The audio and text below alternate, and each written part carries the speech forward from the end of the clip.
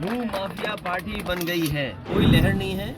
ये जो बेरोजगार इजराइल जा रहे हैं, हमें तो बधाई देना चाहिए नीतीश जी को, कम से कम शुरुआत तो कर गए। मुश्किल तो ये है कि कई बड़े आयोजन होते हैं, बड़े कार्यक्रम होते हैं, हम लोगों को निमंत्रण ही नहीं मिलता। 24 के लोकसभा चुनाव में कुछ ही महीने बाकी हैं और ऐसे में सारी राजनीतिक पार्टियों ने अपनी अपनी कमर कस ली है। एक और बीजेपी यूपी की सभी 80 लोकसभा सीटों पर जीत की भविष्यवाणी कर रही है, तो वहीं विपक्षी पार्टियां बीजेपी को हराने के लिए हर संभव कोशिश में जुटी हुई है।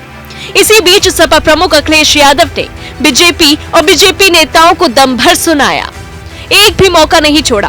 वो कहते हैं ना, मौके पर चौका मारना। और वैसे भी अखिलेश यादव को जब भी मौका मिलता है तो वे कोई मौका अपने हाथों से जाने नहीं देते हैं। चलिए आपको सुनवाते हैं आखिर उन्होंने बीजेपी को लेकर क्या क्या तीखे बार चलाए। अगर कोई पुण्य काम होने जा रहा हो, कोई बहुत बड़ा काम होने जा रहा हो और पीडीए के लोग दुखी हों, 90% आबादी वाले लोग दुखी हों, तो ऐसे पुण्य काम में उनको भी कम से कम भला होता। और अगर जमीन घोटाला हुआ है, वो भी अगर गोंडा है, बलरामपुर है या अयोध्या जैसी जगह पर 3271 सोचिए आप कल्पना करिए कि किस नाम पर, किस सरकार में इस तरह का घोटाला हो रहा है। अगले जी 2024 लोकसभा चुनाव में आप क्या संभावना देख रहे हैं? बीजेपी के लोग सबसे बड़े भूमाफिया हैं, याद रखना आप। जहाँ कहीं भी जमीन कब्जा हो रही है और आप जांच करोगे तो वहाँ बीजेपी वाले ही मिलेंगे। बीजेपी भारतीय जनता पार्टी भू माफिया पार्टी बन गई है। अगले भी लहर में आप उड़ जाएंगे, आपकी पार्टी यदि राम लहर चल रही है। कोई लहर नहीं है। ये जो बेरोजगार इजराइल जा रहे हैं,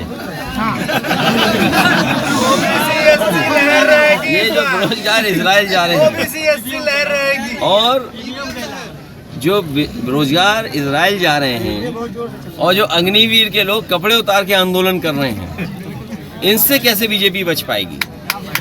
और ये जो नई आवाज उठी है पीडीए वाली, इसमें पीड़ित दुखी अगड़े भी हैं, ये ना भूलें अपने आप को।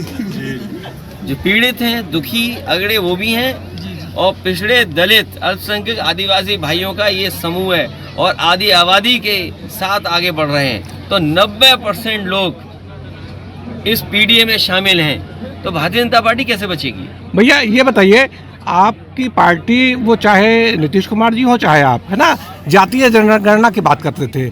अब नीतीश जी जो है एनडीए में शामिल हो गए हैं, आपकी जातीय जनगणना का क्या होगा? नहीं, उनके जाने से मुद्दा थोड़ी खत्म हो जाता है। हमें तो बधाई देना चाहिए नीतीश जी को, कम से कम शुरुआत तो कर गए। ये बात अलग है कि वो कामयाब नहीं हुए, बीजेपी के लोगों ने कुछ जादू चला दिया, क्या किया उस बारे में मैं नहीं जाना चाहता हूँ। लेकिन जो बात उठी है जाति जनगणना, आबादी के हिसाब से हक और सम्मान, बाबा साहब भीमराव अम्बेडकर जी यही तो चाहते थे।